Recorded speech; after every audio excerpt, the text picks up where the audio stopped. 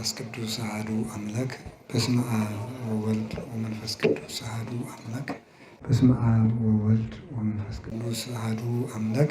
ከዚያ በኋላ በረከት ለምድር ተሰጠ። የያዕቆብ ልጆች በዚህ 12 ልጆች በያዕቆብ በረከት ተባረኩ። እሱ የታላቅ ወንድሙን ልብስ ለብሶ ለአባቱ ባቀረበው ምግብ ባገኘው በረከት የእሱ ልጆች በረከትን አገኙ። መላው እስራኤል ተባረኩ። ክርስቶስ ለአባቱ ባቀረበው የእኛን ሥጋ ለብሶ ባቀረበው መስዋዕት 12ቱ ሐዋርያት ተባረኩ። በእነሱ በረከት ቤተክርስቲያን ጸንታ ትኖራለች። እግዚአብሔር ለያዕቆብ የሰጠው የበረከት ቀጠሮ በቤተክርስቲያን ጸንቶ ይገኛል ይላል ቅዱስ ዮሐንስ አፈወርቅ። በቤተክርስቲያን ጸንቶ ይገኛል። ማርና ወተት የምታፈስ ምድር አልሰጠውም። ከሰማይ ጠል ከምድር በረከት ሁሉ አልሰጠውም ለያዕቆብ። ለያዕቆብ የሰጠው በረከቱ ምንድን ነው ከተባለ ቤተክርስቲያን ውስጥ የሚገኘው የቤተክርስቲያን በረከት ነው። ይህንን በረከት ሰጠው። በኋላ ሊገለው ሲፈልገው ተሰዶ ሄደ። ሂድ ወደዚያ ወደ አጎት ሂድ አለው። ሄደ። መንገድ ላይ ተንተርሶ መንገድ ላይ ሲደርስ መሸበት፣ እንቅልፍ መጣበት። ከመንገድ ዘወር ብሎ ተኛ። እንደተኛ ከተንተራሳት ደንጊያ ላይ መሰላል ከምድር እስከ ሰማይ ተተክላ መላእክት በውስጧ ሲወርዱባት ሲወጡባት ከጫፏ ላይ እግዚአብሔር ተቀምጦባት አየ። ይህ ስፍራ ታላቅ ነው። ዛቲኑ ሆታ ለሰማይ፣ ይህች የሰማይ ደጅ ናት። ይህ የሰማይ ደጅ ነው። ዘይት ሐነጽ ቤተ እግዚአብሔር ብሎ እዚያ ላይ ዘይት አፍሶ ያዕቆብ ስደቱን ቀጠለ። እየተረጎምን ለመሄድ ይቺ መሰላል እመቤታችን ቅድስት ድንግል ማርያም ናት። መሰላል በማለዳው ክፍለ ጊዜ እንደተማርነው የላዩ ወደ ታች እንደሚወርድ አምላክ ሰው ሆኖባታል። የታቹ ወደ ላይ እንደሚወጣ ሰው አምላክ የሆነው በእሷ ንጽህና ነው። የወርቅ መሆኗ የእሷ ንጽህናዋ ቅድስናዋ ነውር የሌለባት መሆኗ ነው። ላይ ጫፏ ላይ ያለው የመሰላሉ ራስ የድንግል ማርያም ሕሊና ነው። እንደምታስታውሱት ቅዱስ ጳውሎስ ምን ይላል? የሴት ሁሉ ራስ ወንድ ነው ይላል። የሴት ሁሉ ራስ ወንድ ነው አይደል እንዴ? አይደለም ነው ባትሉም ነው። የሴት ሁሉ ራስ ወንድ ነው ማለት ምን ማለት ነው? ሴት ልጅ ለሔዋንነት ከደረሰች በሙሉ አይምሮዋ ወንድ ነው የሚያስብ ማለት ነው፣ ሌላ አይደለም። የሴት ራሷ ወንድ ነው ማለት ይሄ ነው ማለት አይደለም ነው። ስትለብሱ ራሱ እኮ ወንዶች ስለእናንተ ምን እንደሚያስቡ እያሰባችሁ ነው የምትለብሱት ማለት ነው። ስለዚህ የሴት ራሷ ማን ነው ተባለ?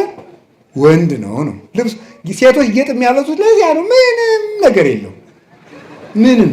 ምንም የታወቀ ነገር እኮ ነው። ስለዚህ የሴት ራሷ ማን ነው? ወንድ ነው።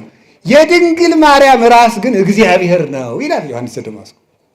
የድንግል ማርያም ራስ ግን እግዚአብሔር ነው። እሱን ብቻ ነበር የምታስበው ማለት ነው ፈጽሞ። ለዚህ ነው እንዘ የአምር ብእሴ ያለችው። ወንድ ሳላውቅ እንዴት ይደረግልኛል ብላ የተናገረችው ለዚህ ነው። ወንድ ሳላውቅ እስከ መጨረሻው የተዘጋ ማኅተመ ድንግልና እስከ መጨረሻው ድረስ እኔ እኮ ወንድ አላውቅም ያለችው በዚህ ነው ድንግልናዋ ጸንታ። እንዲያውም ምን ይላል? እኔ ወንድ አላውቅም ያለችው መናኝ እኮ ነኝ እያለችው ነው ይላል። በድንግልና የምኖር መናኝ ነኝ። እንዲያውም ቅዱስ አትናቴዎስ ሲተረጉም ምንድን ነው የሚለው? ድንግል ማርያም ቤተ መቅደስ በ12 ዓመቷ የገባችው ይላል። ቤተ መቅደስ የመነኮሳት የበዓታቸው ምሳሌ ነው። ስለዚህ ምን አደረገች ማለት ነው? እሷ ገና ከእናቷ ማኅፀን ጀምሮ ቤተ መቅደስ ገብታ መኖሯ፣ በዚያም ጸንታ መቆይቷ መነኮሳት ከእናታቸው ማኅፀን ጀምረው በድንግልና ጸንተው በበዓት ጸንተው ለመኖራቸው ነው። ስለዚህ ወይነስው ደናግለ ድኅሪሃ፣ እሷ ድንግል ትሆናለች። እሷን እየተከተሉ ሌሎች ደናግል ይከተሏታል። የደናግል መመኪያቸው ያሰኛት ይሄ ነው። ፊት አውራሪ የሆነችው በዚህ ምክንያት ነው። ሰማይን የከፈተችው መሰላል እርሷው ናት። ሰማይን የከፈተችው መልአክን ከሰው ጋር ያነጋገረች፣ ሰውን ከመልአክ ጋር ያደጋገረች፣ መልአክ ወደ ሰው ወጣባት። ያዕቆብ ከስሯ የተኛባት ማለት ድንግል ማርያምን ተስፋ እያደረገ መሞቱ ነው። ከስሯ የተኛው ማለት ነው። ለዚህ ነው እኛ ስዕል ስንስል የኢትዮጵያ ቤተክርስቲያን ስዕል ስትስል ዘከመ ተማኅፀንም ይባላል። እታች ላይ የሚተኛ ሰው እያይታችኋል። ከእመቤታችን ስዕል ስር እዚያ ላይ ይተኛል። እመቤታችን እያዩት የተኙ የሞቱ አባቶቻችን ናቸው። ሁሉም ተስፋቸውን ሳያገኙ ሞቱ ያለ ቅዱስ ጳውሎስ። ስለዚህ ነው ሁሉም ተስፋቸውን ሳያገኙ ሞቱ። እሷን ተስፋ እያደረጉ ሞቱ፣ አረፉ። ከላይ ከጫፏ ላይ ያለውን ንጉሥ ተስፋ እያደረጉ ሕያው እግዚአብሔር ነው። መላእክትን ወደ ታች አወርዳ ሰውን መልአክ መልአክን ሰው አድርጋ አንድ ማህበር ወይ ከውኑ አሃደ መርኤተ ለአሐዱ ኖላዊ ለአንድ እረኛ ለክርስቶስ አንድ መንጋ ለመሆን የበቃ ነው በዚያች መሰላል ነው። ይህንን ይዞ ነው ቅዱስ ቄርሎስ መናፍቅም አንዳንድ ጊዜ ይነሳ እመቤቴ ይነሳ ጥሩ ነው። እንዲሁም ቅዱስ ዮሐንስ አፈወርቅ ይላል መናፍቃን እናመሰግናችኋለን ለእናንተ መልስ ለመስጠት የረሳናቸውን መጻሕፍት ሁሉ እንድንመረምር አድርጋችሁናል ይላል። ጠቀማችሁን እሰይ ኑ ይላችኋል። ኑ እንመልስላችኋለን ይላል። ስለዚህ እነዚህ እና ቅዱስ ቄርሎስ ለንስጥሮስ መልስ ለመስጠት በተሰበሰቡበት ጉባኤ ምን አለ? ንስጥሮስ ድንግል ማርያምን ተሳድቦ ለእሱ መልስ ሰጡት። ሲሰበሰቡ አስተጋብአተነ ቅድስት ድንግል ተመልከቱ እንተባቲ ንዋየ ድንግልና ዘአልቦ ሙስና መለወጥ የሌለበት ድንግልና ያላት ምርጥ ቃይቱ ማርያም ሰበሰበችን ይላል።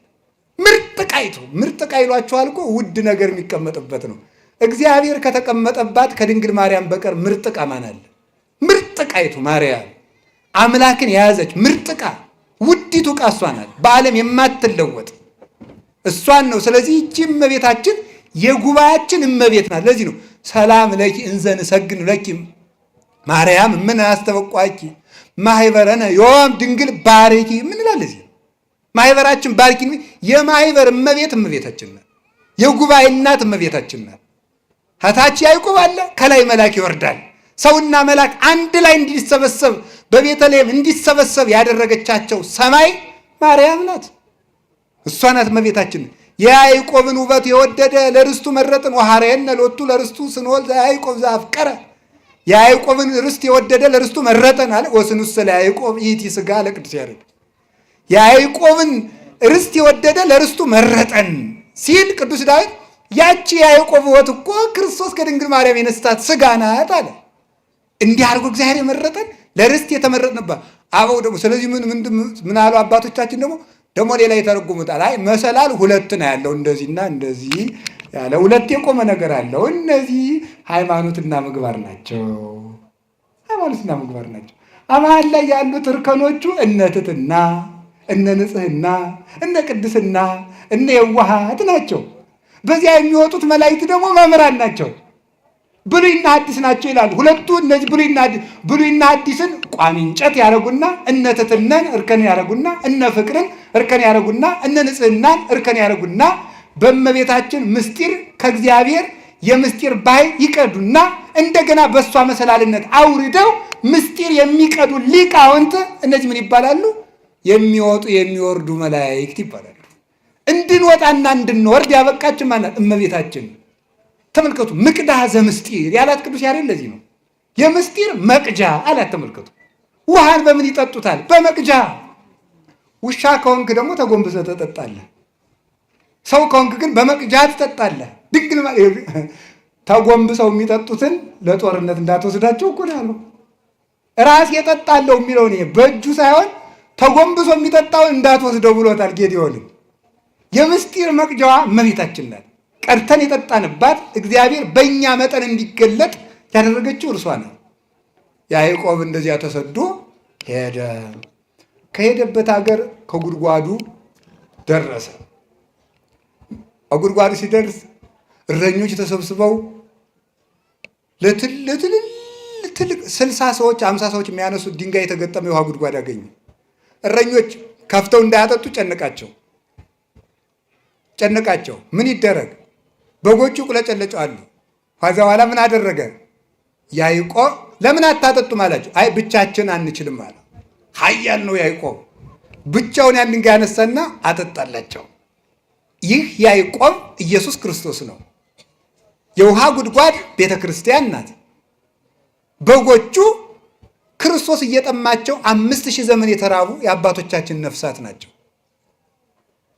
ከፍተው ላይ የተገጠመው ትልቅ ድንጋይ መርገም ነው። አበውን ተጭኖ የነበረው ከፍተው ማጠጣት አቅቷቸው የሚቁለጨለጩት እረኞች ነቢያት ናቸው። ዓለምን ማዳን ያቃታቸው ተመልከቱ። እስካመ ይመጽእ ዐቢይ ኖላዊ ያለ ቅዱስ ያሬድ ታላቁ እረኛ ክርስቶስ እስከሚመጣ ድረስ እሱ ሲመጣ ከሰተ ዋስተ መሬቶ እሱ መርገሙን አነሳና አጠጣቸው። በወገቡ ታላቁ እረኛ ያለ ተመልከቱ። በቅጡ ያለው ያዕቆብ እስኪመጣ ድረስ ሁሉ አልተከፈተም።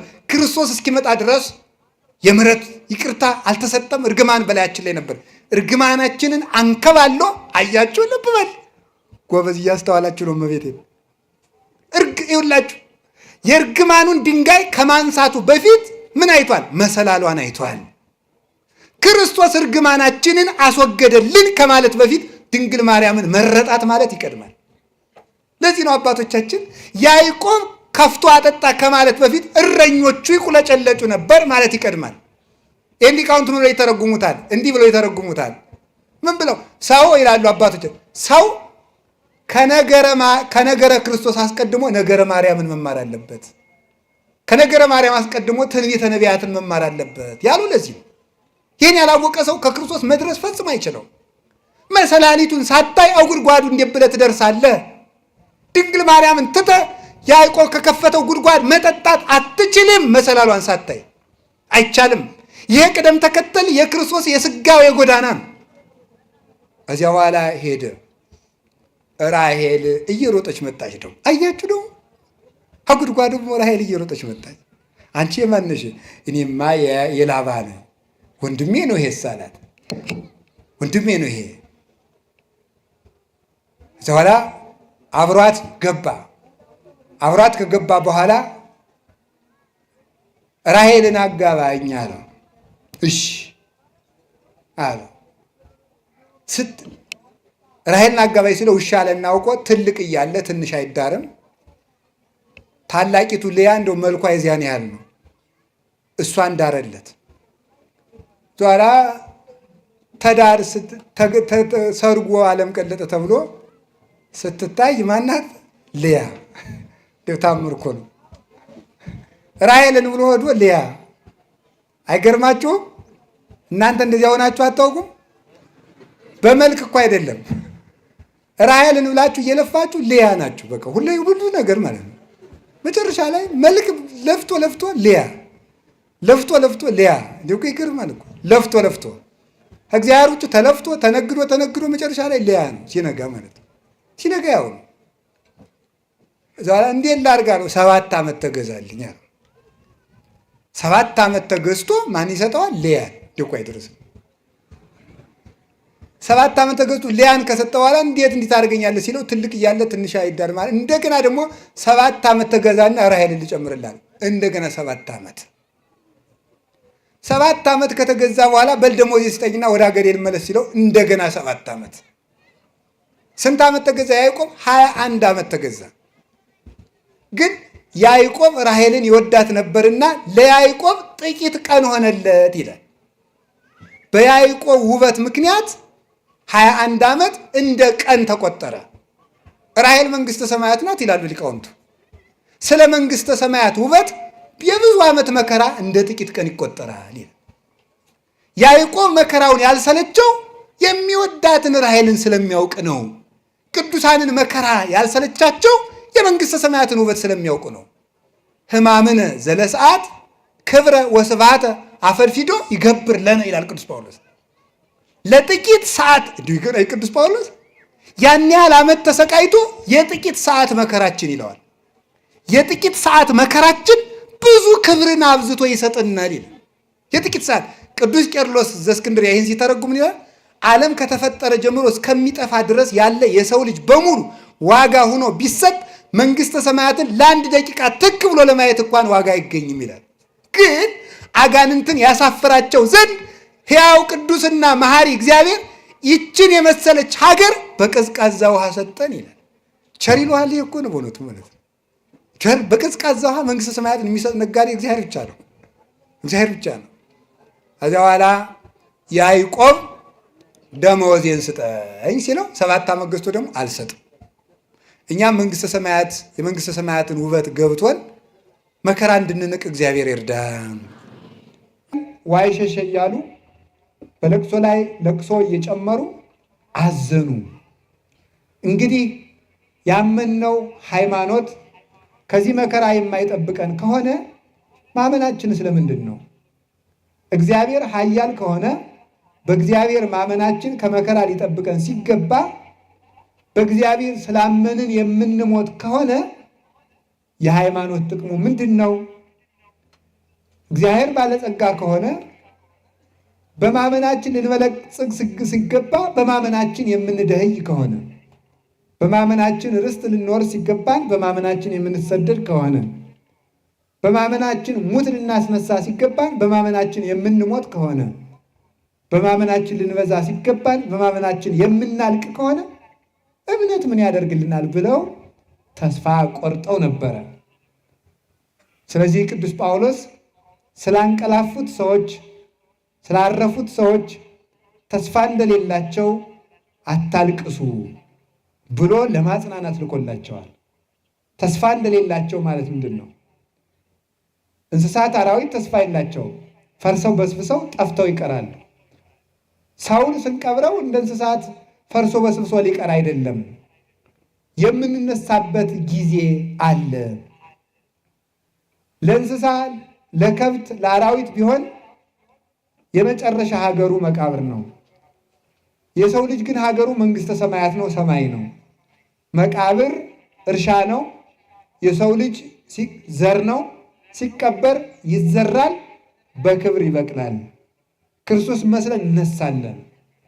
ሩቅ አገር ለሳምንት ለሁለት ሳምንት ሂዶ ለሰነበተ ሰው ታለቅሳላችሁን? አታለቅሱም፣ ተመልሶ እንዲመጣ ታውቃላችሁና። ንጉሥ ለምሳ ሰደቃ ለጠራው ሰው ታለቅሳላችሁን? አታለቅሱም፣ ንጉሡ የጠራው ምን ቢወደው ነው ትላላችሁ እንጂ። በጠማማ ጎጆ የሚኖርን ሰው በንጉሥ ቤተ መንግሥት እንዲኖር ቢጠራ እናዝናለን ወይ? አናዝንም። እንኪያስ በዚህ ጠማማ ዓለም የሚኖርን ሰው እግዚአብሔር በሰማይ መንግሥቱ ሊያኖረው በሞት ቢነጥቀው ስለምን ታዝናላችሁ? መንገድ ሂዶ የሚመጣን ሰው ነገ ይመለሳል ብላችሁ የምታምኑ ከሆነ ነገ ክርስቶስ መጥቶ ሲያስነሳል የምንገናኝበት የክብር መገናኘት ትንሣኤ እያለ ስለምን ታዝናላችሁ? ወደ መልካም የሚወስደውን አንድን ሰው ወደ መልካም ሀገር የሚወስደውን መንገድ አትሂድ ብሎ የሚከለክለው ማን ነው?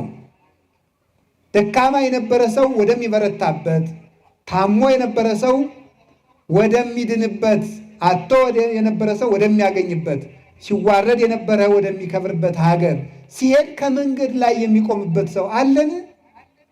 እንግዲያው ሞት ወደ ክርስቶስ የምንሄድበት መንገድ ነው። ወደ ክርስቶስ የምንሄድበት መንገድ ከሆነ ሰውን እንዳይሞት መመኘትና ሞተ ብሎ ማልቀስ ወደ ክርስቶስ ባልሄደ ብሎ መከልከል ነው። ወፍናዊሁኒ ለሞት ዘእግዚአብሔር ውእቱ ይላል ቅዱስ ዳዊት።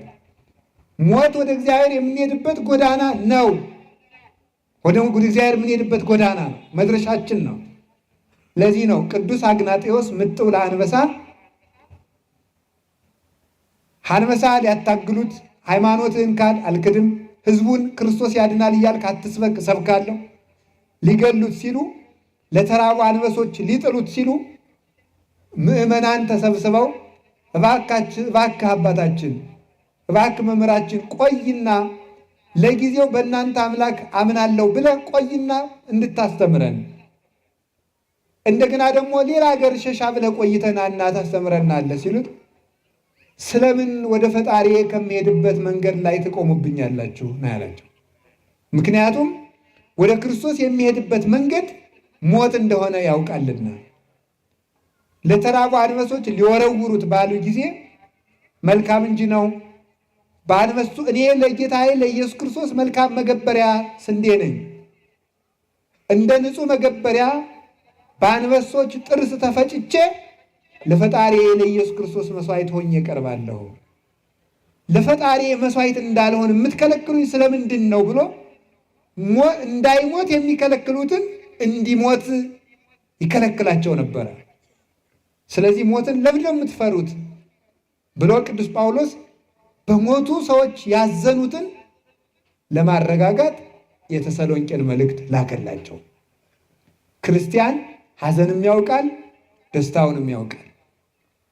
ለሞተ ሰው ነጠላ ዘቅዝቆ ማልቀስ፣ ፊት መንጨት፣ እንዲያውም ከሞተ ሰው ይልቅ ነው የሚለው ቅዱስ ዮሐንስ አፈወርቅ፣ ለሞተ ሰው ፊታቸውን እየነጩ ጥቁር እየለበሱ ለሚያለቅሱ ሰዎች ሊለቀስላቸው ይገባል። በውኑ ከእናንተ በላይ ክርስቶስን የሰደበ አለን? ክርስቶስ ትንሣኤያችሁ ሆኖ ሳለ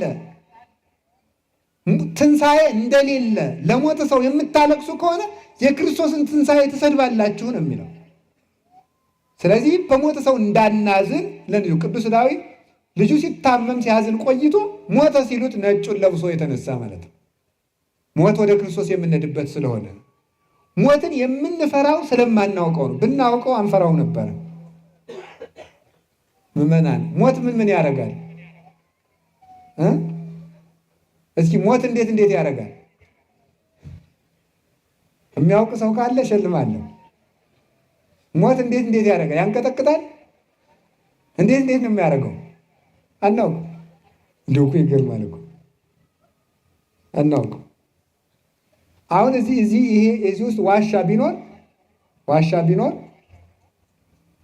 እዚህ ውስጥ እኔ ማር፣ ወርቅ፣ ዕንቁ አስቀምጬ እዚያ ውስጥ የሆነ ነገር አለ ብል ሰው ሁሉ ይፈራል። የሆነ ነገር ነው ያልኩት። እንግዲህ ጅብ ነው አላልኩም፣ አንበሳ ነው ዘንዶ ነው አልኩ። የሆነ ነገር ነው ያልኩት። ከዛ እስኪ አንዱ ጀግና ነው ሄዲያ እንድፈር እኔ ብሎ ሲከፍት ወርቅ ሲከፍት ማር ሆኖ ያገኘዋል። ለዚህ ነው ሲቀልዱብን የነበር አይ ብሎ ይንቀዋል ማለት ነው። ቅዱሳን ሞትን የሚንቁት ስለሚያውቁት ነው። እኛ የምንፈራው ደግሞ ስለማናውቀው። ይፈርህዎ ለሞት ቅዱሳን ሰማዕት ይላል ቅዱስ ያሬድ። ቅዱሳን ሞትን አልፈሩትም። ለምን? ያውቁታል። አቅም እንደሌለው ያውቁታል። ክርስቶስ ከአንገቱ ላይ ቆሞ መርዝን እንዳስተፉት እባብ በመስቀሉ ቀጥቅጦ የሞትን መርዝ እንዳስተፋው ቅዱሳኑ ያውቁታል። እነ ቅዱስ ቂርቆስ ሞትን የማይፈሩ ስለዚህ ነበር። ሞት ከክርስቶስ የሚያደርሳቸው የቀና ጎዳና እንደሆነ ያውቅ ነበረ። እናቱ ቅድስት ኢየሉጣ የፈራችው ሞትን አታውቀው ነበረ። ከዛ ምንድን ነው ሞትን እንድታውቀው አድርጋት ለእናቴ እኮ ነው ያለው። እዛ አይኗን ገለጥ አድርጋ የሰማዩን የተዘጋጀውን አክሊል ስታይ ሞት ለካ እንዲህ ያለ ጥሩ ጎዳና ነው፣ እዚያ ላይ ሀገር ያደርሳል፣ እንዲህ ያለ ሹመት ያሰጣል ብላ ከልጇ ሀገር በናኒድ ብላ ወደ ሰዓቱ ገባች። ሞትን ስናውቀው እንደፍረዋለን፣ ስለማናውቀው እንፈራዋለን። ሞት አቅም የሌለው ደካማ ነው። ከማን? ከኃያሉ ኃያል ወልደ እግዚአብሔር ተመልከቱ። ተንስ ተመልከቱ። ወቅንት ሀቆከ ኃያል ተሰራ ወንገሥ ይላል ቅዱስ ዳዊት። ኃያል ወልደ እግዚአብሔር አንተ ተከናወን፣ በጌትነት ኃይል ተገለጥ ይላል። አይጻከ ስሁል ኃያል፣ አንተ ኃያል ስለሆንክ ያንተ ሐዋርያት ያንተ ደቀ መዛሙርት ደግሞ በሀብተ መንፈስ ቅዱስ የተሳሉ የተቡ ናቸው። አንደበታቸው ቢገዝት የሚቆርጥ ቢያስተምር አጋንንትን የሚቆራርጥ ኃያላን የተቡ የተሳሉ ናቸዋል። ይቆራርጡታል። ዲያብሎስ እንደሆነ ይሄን አቅም የለውም። ለነዚህ ኃይል ሊሰጣቸው ሞት ቢሏችሁ ቁም ነገር አለው መሰላችሁን ለማለት ቅዱስ ጳውሎስ ሞትን እንዲደፍሩት ነው ምን ያደረገ የሞተ ያስተማራቸው የተሰሎንቄ መልእክት የተላከ። እኛም ሞትን እንዳንፈራ እግዚአብሔር ይርዳን። ሞትን ፈርተን ሃይማኖታችን ሕይወታችንን ከማጣት ይሰውረን። በጣም ትልቁ ሞት ማለት ሞትን ፈርቶ ሕይወትን መካድ ነው። ሞትን ሲሞቱት ሕይወትን ያገኙታል። ሞትን ሲፈሩት ደግሞ ሕይወትን ያጡታል። ሞትን መድፈር ሕይወት ያሰጣል። መሞት ሕይወት ያሰጣል። ሞትን መሸሽ ሞትን ያመጣል። ስንሞት እንኖራለን፣ ስንሸሽ እንሞታለን። እንዲህ ነው ፓራዶክሲ የሚባለው ይሄ ነው። በትምህርተ መለኮት ትምህርት የክርስትና ትምህርቱ ይኸው እንደዚህ ነው ማለት ነው። ስትደኸይ ትከብራለህ። ይኸውልህ ደግሞ በዓለሙ ደግሞ ስትበለጽግ ትደህያለህ። ሀብትህ እየበዛ ሲመጣ ነፍስህ ትደህያለች። ሆድህ በእንጀራ እየበለጸገ ሲመጣ ነፍስህ እየደየች ትመጣለች። ስጋ በእንቅልፍ ባለጸጋ እየሆነ ሲመጣ ነፍስ ደግሞ የጸጋ ድህነት ያድርባታል። ክርስትና ደግሞ ሲርብት ትጠግባለህ ይላል። ስትራቆት ትለብሳለህ ይላል። ስትሰደብ ትከብራለህ ይላል። ስታጣ ታገኛለህ ይላል። ይሄ ነው ክርስትና ማለት ነው። ፓራዶክሲ ማለት ይሄ ነው። በተቃርኖ መክበር ተቃርኗዊ ነው ነገሩ የኛ ዓለም ማለት ነው። ይህን ስንገለብጠው ነው መዳንን የምናጣው ማለት ነው። ስለዚህ ሞት አቅም የለውም ሌላቸው ይህንን ጻፈላቸው። ደግሞ ኋላ ምን ያደርጋሉ? አይ እናቴ የተሰሎቄ ሰዎች ምን አደረጉ ደግሞ? ዘመዶቻችንም አለቁ አሉና እንባባሰው እንጂ እንግዲህ ያለና ወንድም ወንድሙ ሚስት መሄድ እንዲሁ እኮ የደረስ እኮ ነው። እኛው እንዛመድ ብለው ማለት ነው። ወንድም ወንድሙ ሚስት መሄድ እንደዚህ የምታረጉ የላችሁም? ባሏ የሞተባትን ሚስት ሴት የምታጽናኑ እየመሰላችሁ የምታውደለድሉ የላችሁም? አሌባውላ እንደዚህ የምታረጉት ማለት ናቸው። እነዚህን ነው ታው ያለ ቅዱስ ጳውሎስ ማለት ነው። ታው ማለት ነው። ለያይምር ኩሉ ለላሃዱ አሃዱ ንዋዮ ወያጥርዮ። ሰው ሁሉ ገንዘቡን ተመልከቱ፣ ለይቶ ይወቅ፣ ንጽህናን ጠብቅ። ሞት መጥቷል ብለህ ክርስቶስ ሊመጣ ነው ብለህ ኃጢአትን አትጨምር። በመባባስ በዝምድና ሰበብ ለሚቀረው ዓለም እያልክ አትበድል ብሎ ይህንን ንጽህናችሁን ያዙ። ወዝንቱ ውእቱ ፈቃዱ ለእግዚአብሔር። ተመልከቱ፣ ተቀድሶ ተክሙ እምዝሙት። የእግዚአብሔር ፈቃዱ ንጹሕ እንድትሆኑ ነው።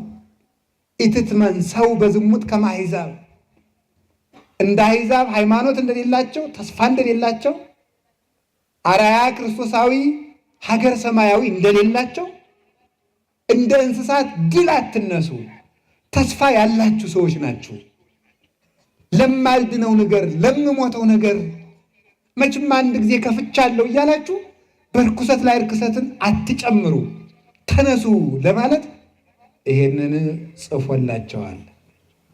እንደገና ደግሞ ቅድም መምህር ገብረመድኅን ሲሉን ሲያስተምሩ እንደነበረው ዓለም ሊጠፋ ነው የሚሉ ሰዎች ነበሩ።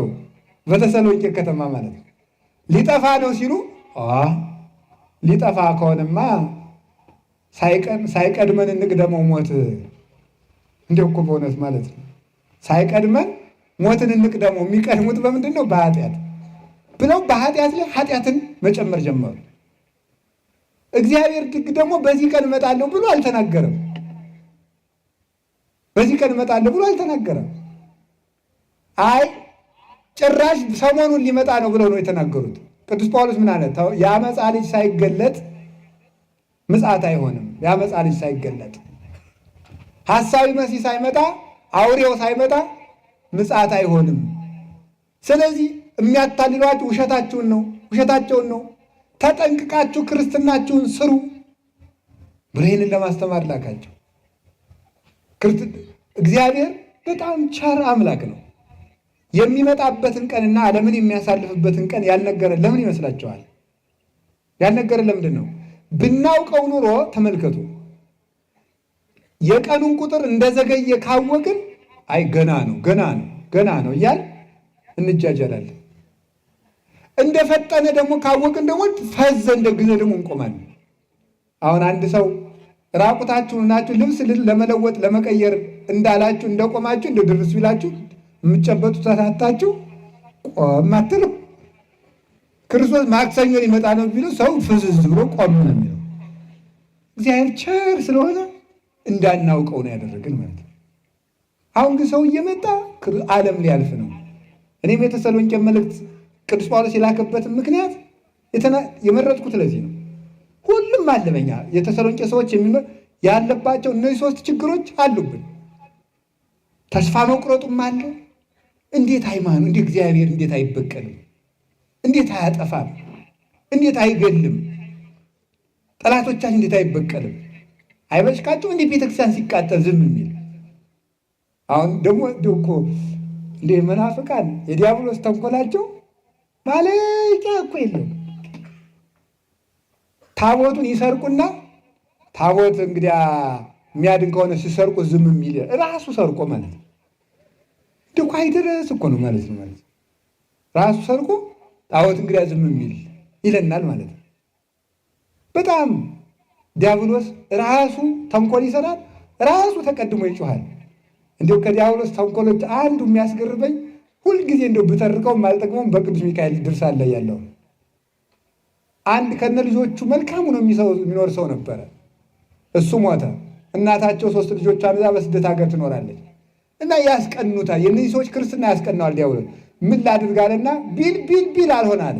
ተስፋም አልቆርጥለት አሉ። አንዱን ሰውዬ በጊንጥ ነድፎ ገደለው ዲያብሎስ። ከሞተ በኋላ ማንገደለው ሲባል በከተማው ሽማግሌ ሰውዬ መሰለና እኔ ያን ልጅ የገደለውን ሰው አውቀዋለሁ እያለ መጮህ ጀመረ ማለት ነው። እንዲሁ ግርም ምን የሚያደርገው እየዞረ እኔ ያን ሰው አውቀዋለሁ የገደል ማነው ራሱ። ከዚያ በኋላ ይታሰር፣ ትንሹ ልጅ ነው ይታሰር። ታሰረ፣ ለፍርድ ተቀመጠ። ቅዱስ ሚካኤል ከላይ ከቄሳር የተላከ ንጉሥ መስሎ መጥቶ ቁጭ አለ። እዚሁ ኧረ ከቄሳር የመጣ ነው፣ ይሄ ልብሱ ከቄሳር የመጣ ነው፣ በዚህ ይቀመጡ አለ። አላ እኛ በሀገራችን ሰው ሲሞት ገደለ የተባለውን ሰውዬ እናስጠይቀዋለን። እኔ ገድያለሁ በል ወይ ብለን እናስጠይቀዋለን። የሞተ ሰው አስደስተን እናስመሰክራለን። እናንተም በሀገራችሁ እንደዚህ አድርጋችሁ አትፈርዱም? እንዲህ አለው። ኧረ ይሳካል ከሆነ እሺ። ትንሹ ልጅ ተጠራ። ሂድና የሞተውን ሰውዬ አስነሳው አለው። በጌታችን በኢየሱስ ክርስቶስ ስም ተነሳ፣ አስነሳው። እኔ የገደልኩ ኧረ አይደለም ጊንጥ ነድፎኝ ነው ብሎ መስክሮ ተመልሶ አረፈ። ዲያብሎስም አፈረ። ዲያብሎስ ይነካና መልሶ ይጮሃል፣ ይነካና መልሶ ይጮሃል። አሁን ደግሞ ምን ያደርጉናል መሰላችሁ? ራሳቸው ደግሞ እንዲያደርጉና እኛኑ ይደበድቡናል፣ እኛኑ ይጨርሱናል። እመቤታችን ይሳደባሉ፣ ቅዱሳን ይሳደባሉ፣ ቤተክርስቲያን ይሳደባሉ፣ መስቀሉ ይሳደባሉ። መስቀሉ ካማለለ ለምን አይነካኝም? ሞኝ እንኳን መስቀሉን ሰድበው እንኳን እመቤታችንን ሰድበ ራሱን እየሰደብከው ዝም ብሎ የለ እግዚአብሔር ችሎ የለ አይደለም የሚኖረው። እያመነዘርክ እየሰከርክ እናንተ ሰውነታችሁ የእግዚአብሔር መቅደስ እንደሆነ አታውቁም? ምን ይላል? ከገዛ መቅደሱ ማደሪያ ያሳጥተው ችሎ እየኖር አይደለም። እመቤታችን ሰደብክ፣ መስቀልን ሰደብ፣ ኋላ ግን ፍዳህን ትወርሳለህ። ለምን ዝም አለ? እስቲ ታቦቱን ልስደበውና ይነካኝ እንደሆነ። አዎ አይነካም፣ በጊዜው ይነካል። ደሙነቱ ማለት ነው። ሰው ሳይሰፈርለት አይቀርም፣ እንደተዘበተ አይቀርም። ሰው ሁሉ የዘራውን ያጭዳል። ታሪክ ምስክር ነው። የዲያብሎስ አንዱ ተንኮሉ ታሪክ እንዳይታወስ ማድረጉ ነው እንጂ ክፉ ሰዎች ደግሞ የሚያስደንቅ ልንገራቸው። ዛሬ በዚህ ዘመን ያሉ መናፍቃን ከሚሰሩት ኃጢአት አንዱስ እንኳ ቀድሞ ያልተሰራ አይደለም፣ ቀድሞ የተሰራ ነው። እመቤታችን መሳደብ በሁለተኛው ክፍለ ዘመን ጀምሮ በሁለተኛው ክፍለ ዘመን ከአይሁድ ጀምሮ ምስጋና ይግባትና የዮሴፍ ሚስት ናት እያሉ ሲሰድቧት ነበረ። የነበረውን ነው የሚነግሩ። አዲስ ክደት መስሎ ለኛ እንደነግጣለን እንጂ መሳደቡ የነበረ ነው። ስዕልን መሳደብ የነበረ ነው። በ8ኛው ክፍለ ዘመን ሰድበው እነ ቅዱስ ዮሐንስ ዘደማስቆ መልስ ሰጥተውበት ያለፈ ነው። መስቀልን መሳደብ የነበረ ነው ነበረ። አይሁድ ጀምረው ማለት ነው። በምቀኝነት መስቀሉ ሲመቀኙ ነበረ። ቅዱሳንን ማሳደድ የነበረ ነው። ክህነትን መሳደብ የነበረ ነው። ሁሉ ነበር፣ ይኖራል፣ ይቀጥላል። ከአቤል አጠገብ ቃየል፣ ከኖህ አጠገብ 7 ትካት፣ ከሎጥ አጠገብ 7 ሰዶም፣ ከአብርሃም አጠገብ ነገሥተ ኮሎዶ ጎሞር፣ ከዳዊት አጠገብ ሳኦል፣ ከኤልያስ አጠገብ አክዓብ፣ ኤልዛቤል፣ ከዮሐንስ መጥምቅ አጠገብ ሄሮድስ፣ በክርስቶስ ትይዩ ሰይጣን መኖራቸው ይቀጥላል። ማወቅ አለብን ይህንን ማለት ነው። እስከ ምጽአት ድረስ ይቀጥላል። አጋንንትን ክርስቶስ በበጎች መካከል አኖራችኋለሁ ታምናላችሁ ያለ እንጂ ተኩላ ጠፋላችኋለሁ አላለንም። ይቀጥላል ተኩላው። በበጎች መካከል በጉናችሁ በተኩላዎች መካከል በጉናችሁ ትኖራላችሁ ያለ እንጂ ተኩላ የሚባልን ምድር ላይ አጠፋለሁ አይደል?